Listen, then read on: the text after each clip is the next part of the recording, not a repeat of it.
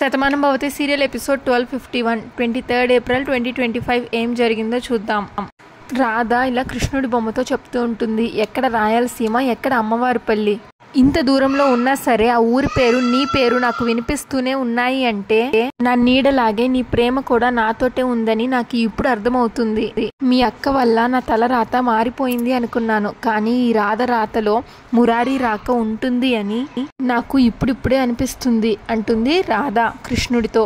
మురారి, భవిష్యత్తులో నువ్వు నాకు ఎదురుపడిన రోజున నేను నీకు ఏమని సమాధానం చెప్పగలను? ఎందుకు వెళ్ళిపోయావు రాధా అని నువ్వు నన్ను అడుగుతావు. అడిగితే మీ అక్క గురించి చెప్పాలి, అప్పుడు మీ కుటుంబంలో చిచ్చు పెట్టింది అని అందరూ నవ్వుతారు. లేదంటే అడిగినప్పుడు మౌనంగా ఉండిపోవాలి. కానీ నా ప్రాణం నీతోటే ఉంటుందని, నీ కోసమే ఉంటుందని నాకు ఇప్పుడిప్పుడే అర్థమవుతుంది. రేపు అనేదేంటో నాకు తెలియకపోయినా రేపు మంచి జరుగుతుంది అని నాకు అర్థమవుతుంది.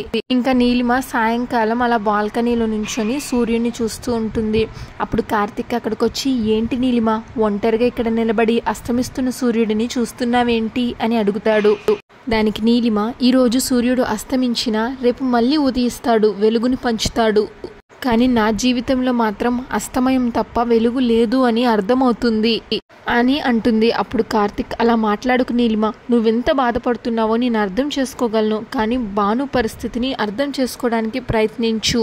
తను మానసికంగా నలిగిపోయింది, అందుకే అలా మాట్లాడింది అని కార్తిక్ అంటే దానికి నీలిమ, తప్పులేదు కార్తిక్, ఒకప్పుడు మా మామయ్యతో చేతులు కలిపి నేను భాను విషయంలో కొన్ని తప్పులు చేశాను. తనకి అప్పటి నీలిమనే గుర్తుంది, కానీ మారిన నీలిమ తనకి తెలియదు కదా, మీ అందరికీ తెలిసిన నేను తనకి తెలియదు కదా, అందుకే అలా మాట్లాడింది అని నీలిమ అంటే దానికి కార్తిక్, తెలియకుండా తను మాట్లాడిన నీ విషయంలో తను మాట్లాడిన మాటలు, చేసిన ప్రవర్తన నాకు చాలా బాధ అనిపించింది, కానీ తనకి ఏమీ చెప్పలేని పరిస్థితుల్లో నేను ఉండిపోయాను.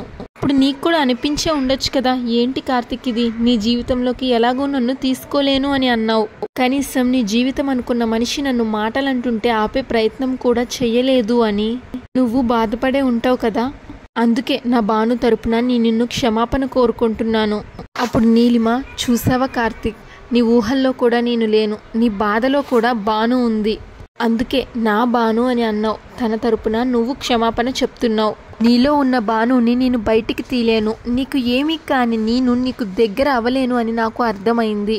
కానీ ఒక్కటి, నిన్ను ప్రేమించినందుకు నీ చేత్తో కట్టిన తాళి నా మెడలో ఉంది, నువ్వు నా భర్తవి అని చెప్పుకునే అధికారం నాకుంది. ఇది నాకు చాలు కార్తిక్. ఇంకా భాను విషయం అంటావా, తను ఎలా మాట్లాడినా సరే నేను బాధపడను, ఎందుకంటే తన బాధను తను చూపించింది. మీ ఇద్దరు బాగుండాలనే నేను కోరుకుంటాను. ఇప్పుడు కార్తిక్ ఈ మాటలు భాను వినుంటే ఎంత బాగుండేదో కదా, నువ్వేంటో అప్పుడైనా తను పూర్తిగా తెలుసుకొని ఉండేది అని అంటాడు కార్తిక్.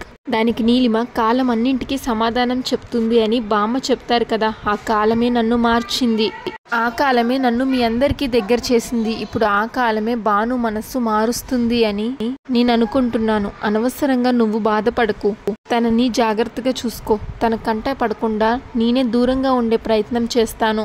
అప్పుడు కార్తిక్, లేదు నీలిమ, నువ్వెక్కడికి వెళ్ళక్కర్లేదు, అందరూ చెప్పారు కదా నీలో మార్పు వచ్చింది అని.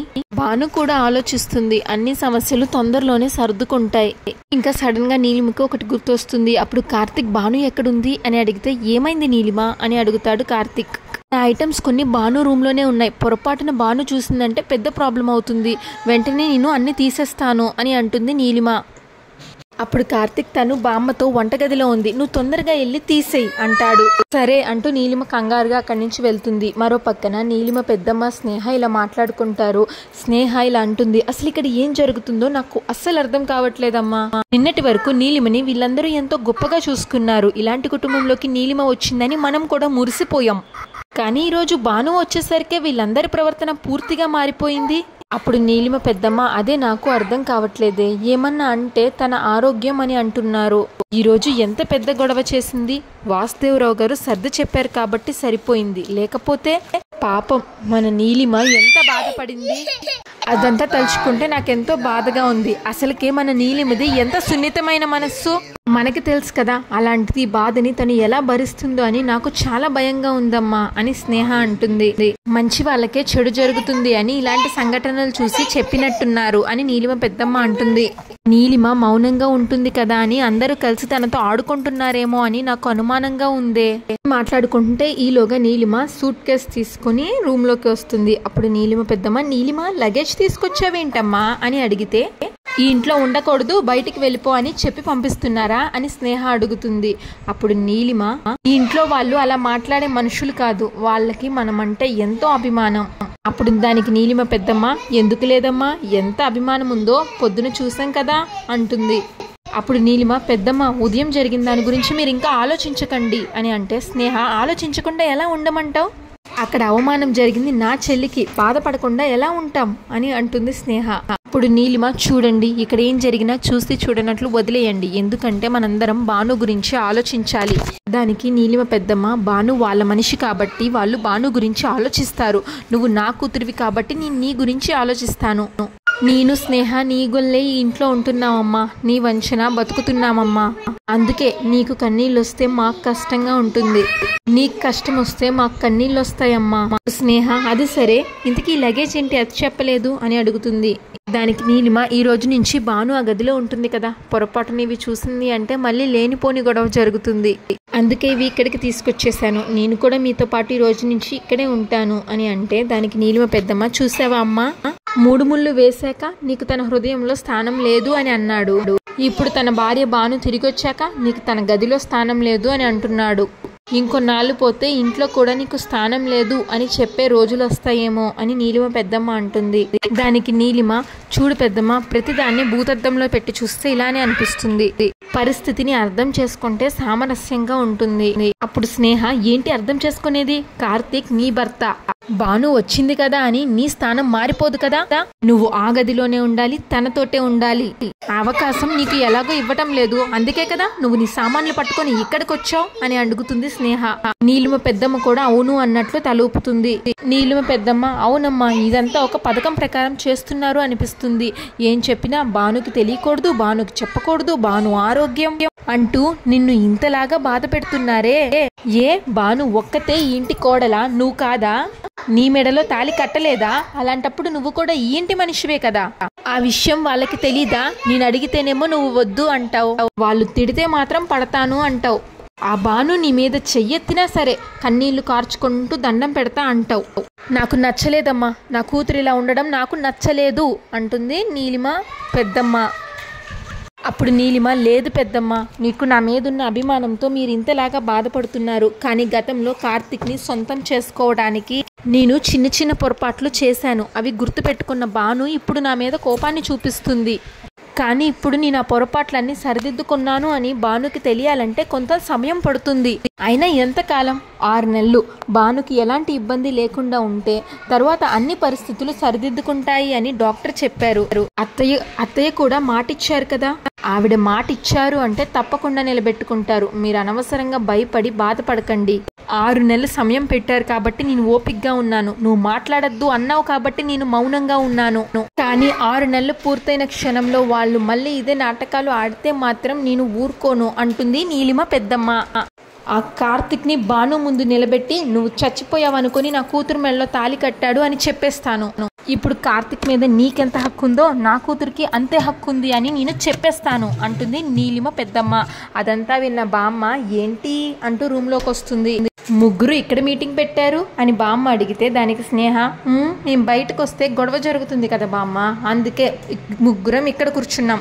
అప్పుడు బామ్మ, మంచి పని చేశారు, మీరిద్దరు ఇలా లోపలే కూర్చుంటే మిగిలిన పనులు ఎవరు చేస్తారు, ఇదిగో శారద, నువ్వు గుత్తొంకాయ కూర చాలా బాగా చేస్తావు ఆ కూర అంటే భానుకి ప్రాణం. అందుకే ఈరోజు నీ చేత్తో దానికి ఇష్టమైన గుత్తంకాయ కూర నువ్వే చేసి పెట్టాలి దా అంటుంది బామ్మ. తనకి నీలిమ పెద్దమ్మ వద్దులేండి బామ్మగారు, తనకి నా వంట నచ్చుతుందో లేదో, మళ్ళీ తర్వాత ఎలాంటి గొడవ పెడుతుందో ఎవరికి తెలుసు అంటుంది. అప్పుడు బామ్మ ఏమిటే ఏదో నీలిమతో గొడవ పడింది కదా అని భాను గొడవల మనిషిలాగా కనిపిస్తుందా? ఇల్లు ఎప్పుడు ప్రశాంతంగా ఉండాలి అని మంచి మనస్సుతో కోరుకునే మనిషే. అయినా దానికి ఏది ఇష్టమో ఏది ఇష్టపడదో నాకు తెలుసా? నీకు చేయడం ఇష్టం లేకపోతే చెప్పు, నేను ఆపేస్తాను, లేదంటే గుత్తొంకాయ కూర చేద్దు కానీ రా అని అంటే నీలిమ పెద్దమ్మ బామ్మ అంతగా చెప్తున్నారు కదా వెళ్ళు పెద్దమ్మ అంటుంది. బామ్మ అయినా నీలిమ ఇదివరకు నువ్వు మాట్లాడినట్లు ఇప్పుడు నీ పెద్దమ్మ మాట్లాడుతుందే. సర్లే అయినా సరే మనం ఇంట్లో అందరినీ కలుపుకుంటూ పోవాలి, నువ్వురా కూర చేద్దాం అని అంటుంది బామ్మ. భువనేశ్వరి ఇంట్లో అటు ఇటు తిరుగుతూ ఉంటుంది. అప్పుడు జయ అక్కడికి వస్తే భువనేశ్వరిలా అంటుంది, ఏంటి జయ ఇంకా నువ్వు పడుకోలేదా అంటే దానికి జయ నిద్ర రావడం లేదమ్మా, కంటి మీద రెప్ప వెయ్యాలంటేనే భయంగా ఉంది అని అంటే ఎందుకు అని అడుగుతుంది భువనేశ్వరి. దానికి జయ నేను ఈ ఇంటి ఆడపిల్లను, నా వాళ్ళందరూ ఎప్పుడు బాగుండాలని నేను కోరుకుంటాను అంటే దానికి భువనేశ్వరి అందుకే అంటారు ఇంటి ఆడపడుచు పచ్చగా ఉంటే ఆ ఇల్లు కూడా బాగుంటుంది అని. నువ్వు ఈ కుటుంబం గురించి ఇలా కోరుకోవడం నాకు చాలా సంతోషంగా ఉంది అంటుంది భువనేశ్వరి. దానికి జయ పెళ్ళయ్యాక ఏ ఆడపిల్లైనా అత్తారింటికి వెళ్ళిపోతుంది, పుట్టింటికి చుట్టం చూపుగానే వస్తుంది. కానీ నేను మాత్రం మెట్టినింట్లో అడుగు పెట్టినా నా పుట్టింట్లోనే ఉన్నాను, నా భర్త కూడా ఇక్కడే ఇల్లరికం వచ్చి ఉన్నాడు, ఆ ఇంటికి చుట్టం చూపుగా వెళ్ళడమే కానీ ఈ ఇంట్లోనే మేమందరం ఉన్నాం అని జయ అంటే దానికి భువనేశ్వరి మీ అందరూ ఎప్పుడు నా కళ్ళ ముందే ఉండాలని కదా నేను పెళ్లి రోజే అల్లుడి గారిని అలా అడిగింది. అప్పుడు జయ అవునమ్మా నీకు నీ పిల్లలంటే ఎంత మమకారమో నాకు తెలుసు కదా, అందుకే ఇప్పుడు ఈ విషయంలో నువ్వు నాతో సంతోషంగా ఉన్నావు, కానీ తమ్ముడి విషయంలో బాధపడుతున్నావు, వాడు కూడా మానసికంగా ఎంతో నలిగిపోతున్నాడు, అది చూస్తూ నేను తట్టుకోలేకపోతున్నాను అంటుంది జయ. అప్పుడు భువనేశ్వరి అవునమ్మా కిట్టయ్య బాధని ఎలా తీర్చాలి, తనని ఎలా ఓదార్చాలి అనేది నాకు అర్థం కావట్లేదు, నేను ఏం చెప్పాలనుకున్నా కూడా తన దగ్గర సమాధానం ఉంది, అందుకే నేను ఏది చెప్పలేకపోతున్నాను అని భువనేశ్వరి అంటే దానికి జయ చూడమ్మా మనిషి ఒంటరిగా ఉన్నప్పుడే గతం గురించి ఆలోచన వస్తుంది, భవిష్యత్తు గురించి భయం ఉంటుంది, అదే తన జీవితంలో ఇంకో తోడుంటే సంతోషాన్ని పంచుకోవడానికి ఒక తోడుంది అని మనసు కుదుట పడుతుంది. అప్పుడు భువనేశ్వరి నువ్వు మాట్లాడేది కిట్టయ్య పెళ్లి గురించే కదా అని అడిగితే అది ఎలా చెప్పాలి అని నేను కూడా నీకు ఆల్రెడీ చెప్పినట్లున్నాను అని భువనేశ్వరి అడిగితే దానికి జయ చూడమ్మా తమ్ముడికి పెళ్లి చేయాలి అంటే ఏదో సంబంధం చూడాలి, తమ్ముడిని ఒప్పించాలి అని నేనేమి చెప్పట్లేదు, వాడి మనస్సుని అర్థం చేసుకున్నది నా కూతురే, వాడే ఊపిరిగా బతుకుతుంది, వాడు నవ్వితే ఇది నవ్వుతుంది, వాడు బాధపడితే వాడికంటే ఎక్కువ ఇది ఏడుస్తుంది, వాడిని నా కూతురు అర్థం చేసుకున్నట్లు ఎవ్వరూ అర్థం చేసుకోలేరు, అందుకే మురారికి సత్యకి పెళ్లి చేద్దామమ్మా అంటుంది జయ. అప్పుడు భువనేశ్వరి అంటే ఇన్ని రోజులు ఈ ఉద్దేశం నీ మనసులో ఉందా అని అడిగితే జయ ఇదేమీ తప్పు కాదు కదమ్మా, నేనేమి పొరపాటుగా అడగలేదు, ఇద్దరు వరసైన వాళ్ళు, సత్య మన కళ్ళ ముందు పెరిగిన పిల్ల అమాయకురాలు, ఈ ఇంట్లో పెరిగిన పిల్ల ఇంటి కోడలు అవ్వాలి అని నేను కోరుకోవడంలో తప్పులేదు, ఒక అక్కగా నా తమ్ముడి భవిష్యత్తు ఆలోచించాను, ఒక అమ్మగా నా కూతురు జీవితాన్ని గురించి ఆలోచించాను, ఇప్పుడు వాడు బాధలో ఉన్నాడు, ఆ బాధ నుంచి వాడు బయటికి రావాలి అంటే ఈ పెళ్లి చేయడమే ముందున్న మార్గం అని నేను అనుకుంటున్నానమ్మా అని జయ అంటుంది. అప్పుడు భువనేశ్వరి చూడు జయ నీ కోరిక తప్పు కాకపోవచ్చు, కానీ ఇలాంటి పరిస్థితుల్లో ఇలాంటి మాట చెప్పడం ఖచ్చితంగా తప్పే అవుతుంది, ఇప్పుడు నాకు అనిపిస్తుంది రాధ ఇంటి నుంచి దూరంగా వెళ్ళిపోయింది అంటే నువ్వు పొరపాటునేమన్నా రాధతో ఈ మాట అన్నావా అని అడుగుతుంది.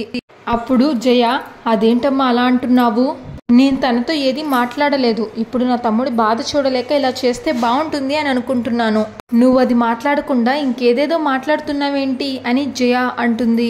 దానికి భువనేశ్వరి ఇంకెలా మాట్లాడమంటావు, నీ మాటల్లో అర్థాన్ని ఇంకెలా అర్థం చేసుకోమంటావు, ఒక పక్క రాధ ఏమైపోయిందో తెలియని బాధలో వాడున్నాడు, మరో పక్క ఈ ఇంటికి వచ్చిన అమ్మాయి రాధ కాదు భానుమతి అని తెలిసి రాధని ఇన్నాళ్ళు వెతకలేకపోయాను అన్న ఆవేదనలో వాడున్నాడు, వాడి మనస్సు మానసికంగా ఎంతలా రగిలిపోతుందో, వాడి గుండెల్లో ఎన్ని అగ్నిపర్వతాలు బద్దలవుతున్నాయో ఒక అమ్మగా నాకు తెలుసు ఆ కొడుకు ఇలాంటి పరిస్థితుల్లో ఉన్నప్పుడు నీ మేనకోడలి మెడలో తాళి కట్టు, సత్యకి నీకు పెళ్లి చేస్తాను అని నన్ను ఎలా చెప్పమంటావు?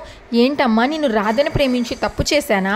నా రాధ వెళ్ళిపోయింది అని మీ అందరూ సంతోషంగా ఉన్నారా? అందుకేనా ఇప్పుడు ఈ పెళ్లి ప్రస్తావన తెచ్చావు అని నా కొడుకు నన్ను అడిగితే ఏం సమాధానం ఉంది నా దగ్గర? రేపు ఉదయం వాడి వైపు తలెత్తి కూడా నేను చూడలేను. ఇప్పుడు ఇలా మాట్లాడవు కానీ ఇంకెప్పుడు కూడా ఇలా మాట్లాడుకు, వెళ్ళి పడుకో అని భువనేశ్వరి అంటే జయ మన ఊహకి అందని మాట వినపడినప్పుడు కోపం రావడం సహజమే. కానీ కోపంతో కాకుండా మనసుతో ఒక్కసారి ఆలోచించు. నీ కొడుకు బాగుండాలి అని నువ్వు కోరుకుంటున్నావు, నా తమ్ముడు సంతోషంగా ఉండాలి అని నేను కోరుకుంటున్నా. కనిపించని రాధ కోసం వెతుకుతూ ఒంటరిగా వాడు మిగిలిపోవాలా? వాడి జీవితంలో ఒక తోడు కావాలి. అప్పుడే వాడు బాగుంటాడు, ఈ ఇల్లు బాగుంటుంది. అది నా కూతురైతే ఇంకా బాగుంటుంది అని నేను నీకు చెప్తున్నాను అని జయ అంటుంది. ఇప్పుడు ఇది నీకు తప్పుగా అనిపించినా నా మాట తప్పు కాదు అని ఆలోచిస్తే నీకే అర్థమవుతుంది. అమ్మవి కాబట్టి స్వతంత్రించి చెప్పాను. నా కూతురు జీవితం గురించి ఆలోచించాను ఒక అమ్మగా. ఇక్కడ నేను అమ్మగా ఒక నిర్ణయం తీసుకున్నాను. నువ్వు కూడా అమ్మగా నీ కొడుకు గురించి ఆలోచించు, ఇంకా దేని గురించి కాదు అంటూ కళ్ళు తుడుచుకుంటూ వెళ్ళిపోతుంది జయ అక్కడి నుంచి. అప్పుడు భువనేశ్వరి తన మనసులో ఏమైంది దీనికి, అసలు కిట్టయ్యకి సత్యకి పెళ్లి చేయమంటుందేంటి అంటూ ఆలోచిస్తుంది. ఇంకా మరో పక్కన నీలిమ బెడ్ మీద కూర్చొని డల్గా కార్తిక్తో తనకి జరిగిన పెళ్లి గురించి ఆలోచిస్తూ ఉంటుంది. తన పెళ్లిని గుర్తు చేసుకొని ఏడుస్తూ ఉంటుంది నీలిమ.